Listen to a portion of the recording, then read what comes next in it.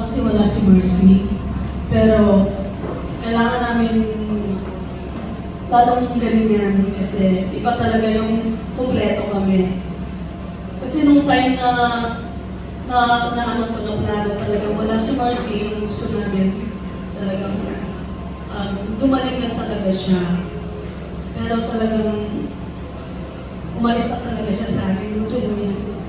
Kailangan namin talagang ipatuloy namin na nasimulan na po namin ito. So, gagalingan po namin.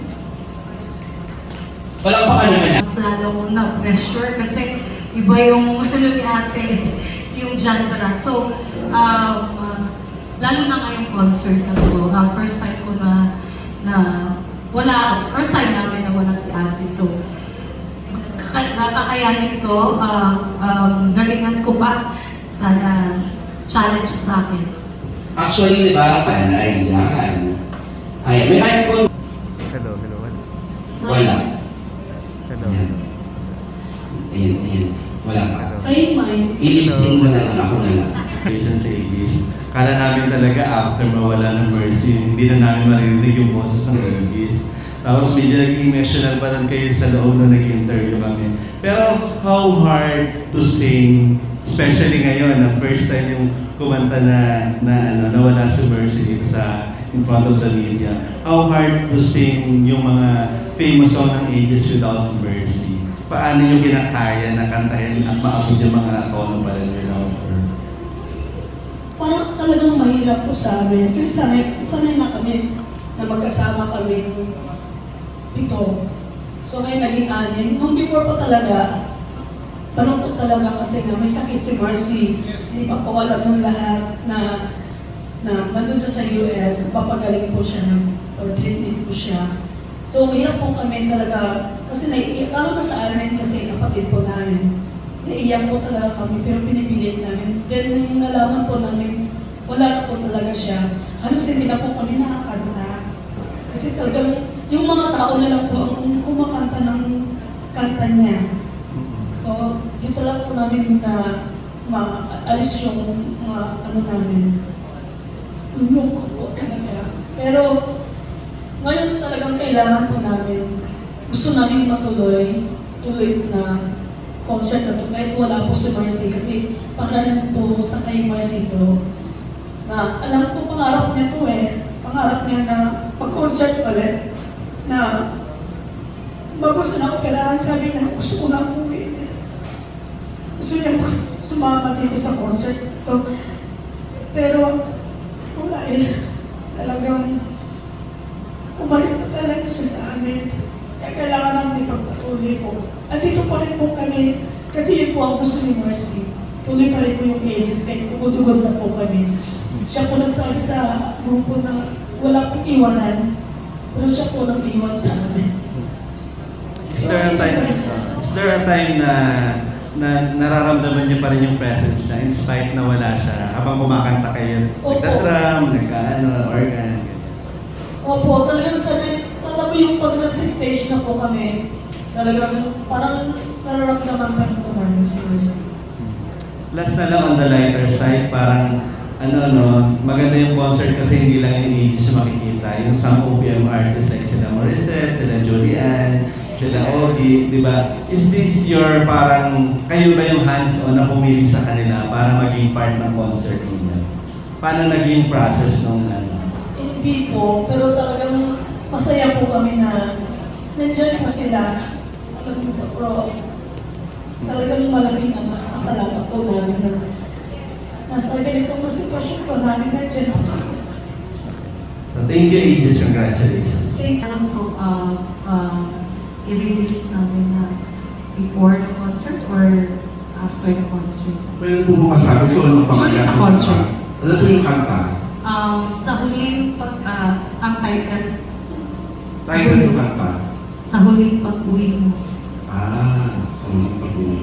Pwede po pong marinig ang konting, ano po, pwede na o hindi pa? Surprise na lang po. Ano po process na pwedeng abangan sa konsyerto? Marami pa po. May mga cover songs po ng mga kanta po niya. So, inano po yun sa sarili po namin. Tapos yung mga songs po talaga sa mga ages na hindi pa rin po narinig, kakantahin po namin. Okay. How kay Direk? This is one of the most challenging concerts I'll be doing in my career. One, it's because I was part of their 20th anniversary at the Araneta. And I've seen them in their best. And I still want to see them at their best at this concert. And I will try my best, together with the team, together with AG, sama-sama to, together with their producers, we will make sure that this is a show na talagang aabangan ng tao. Because puno ito ng puso, puno ito ng purpose. It's a purposeful concert because ngayon, kinakantahan nila ang isang miyembro, isang pamilya nila. And maraming salamat din siyempre, in-accept din ako sa pamilyang ito. Hindi po ako yung papalit kay Garcia.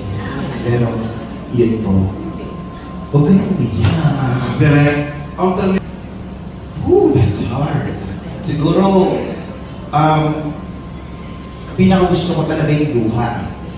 because Luha is because, sinabi ko dito sa kanila, when I first directed their concert, noong 2018, I told them na, actually si Mercy na yung nasabihan ko, alam mo Mercy, yung kantang Luha, yun yung kinakanta ko noong 6 years old ako sa taas ng table, may hawak akong suklay, at kinakanta ko yung Luha.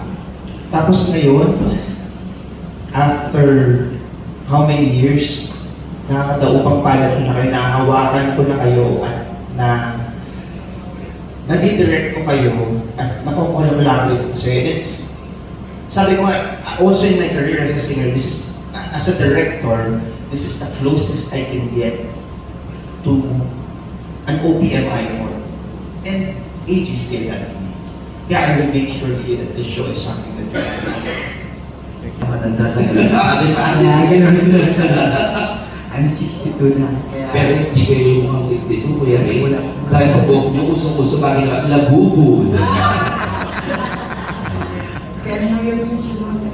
Ang tanong, Kuya Ray, anong ihandang merienda sa... Sorry, ang tanong, Kuya Ray, despite of yung music niyo po ay madalas ginagamit ng mga broken-hearted, mga sawi, ano po yung masasabi niyo na bakit bagay pa rin siya na pang Valentine's Day? Actually kasi ang kanta ng 80s, parang love songs na lahat, love songs eh. Mga sa weekend, ang lahat makarelate. Kumbaga sana sa mga bata na nag-aaway, mga batang nagsisibol pa lang. Magbibilang pa talaga. Kaya nakakarinig, kahit patatanda na eh, naririnig nila yung mga songs namin. Yung hati, tayong luha, basang-basa sa ulan, mahal na mahal kita. Isabel, the lyrics itself, makapagsabi na bagay kasi naman na pag yan mo love, nandun siya eh. Kaya bagay na bagay sa February 1 and 2, sana maraming makaka-relate at maging masaya sila sa mga songs na ihandugan sa kanila. Mga kantaan ng mga umiibig, hindi naman lahat puro sawi. Oo. Kaya nakaka-relate talaga sila. Pero di ba sa atin sa mga big ages at pag narinig natin ng ages, talagang excited tayo na marinig yung talagang, yun nga sabi nila, wasakan ng diaphragm ng lalamunan, yun talaga yun eh. Mula ba simula, gano'n naman talaga yung range of, yung sa boses po ninyong mga singers po, yung sa vocal. Oo. Gano'n na talaga agad, bungang-buga. Sa Mindanao kasi palagi sigawan doon. Kaya tawagan lang. Oo. Malalakas talaga yung boses namin. Looking forward kami kasi nabanggit niyo po yung Mindanao. Di ba sumikat yung kumanta yung si Shira, yung ang puso ko. Paano po kaya pag-ages ang kumanta? Kaya-kaya hindi. Ay, oo, di ba? Kaya pwede mo daw ang pasample naman. Ang puso ko'y nagduduro at matigas. Hindi ko alam. Oo, abangan sa concert. Yung mga opening song nila. Try namin sa ano. Diba? Ano yung mga trending songs? Lyrics na ako lang, lyrics. Totoo. Emotion po talagang hindi po maalis sa amin na hindi kami iiyak, hindi kami malungkot. Pero nandun pa rin po naman yung masaya kami. Kasi nandun po sila sa concert namin na sumuporta po kami. Sumuporta po sila sa amin sa 1 and 2. Yun na yung emotion po namin na masaya po. Kaya kahit po kami malungkot. Ano yung pinaka-na-miss niyo kay Miss Mercy? And then, ano yung mga naging changes after her passing? Yung ano po, makulit kasi yun, tapos yung nagdamit siya, wala po sa amin eh. Nakatago po talaga kami. Siya, hindi talaga wala siyang ano, gusto niya ilabas talaga kung sino siya. Tapos, ito, hindi naman namin kaya maglabas. Kaya yun po na-miss namin sa kanya na pag tumawa po siya, wala po, wagas po tumawa. Yun po talaga. Tapos mapagmahal po siyang kapatid. Kaya, yun naman. Yun po. Sa group. Yun po, kaming dalawa po. Kasi si Ken talaga, parang ano lang siya noon. Kasi talaga kami ni Marcy yung matagal na. Kaya kami yung nagsasalawat pag o saluin mo to. Yun pala. Pero sa ngayon talagang pag sinabi ko sa kanya, ikaw ito, ako to, ikaw to, kailangan pa rin magtulungan. Kasi first time si Marcy. Ito po yung first concert po na wala po siya. Kaya kailangan po namin magtulungan. Kung pwede po sila rin kumanta rin po. Nakanta rin po daw sila. Kasi si ate, pag once nakatingin na sa'yo, ibig sabihin kantahin mo na yun. Ako, hindi ako sanay sa ganun. Kaya si ate ngayon na nakapokus ako sa kanya. Oo. Nakapagsaluan.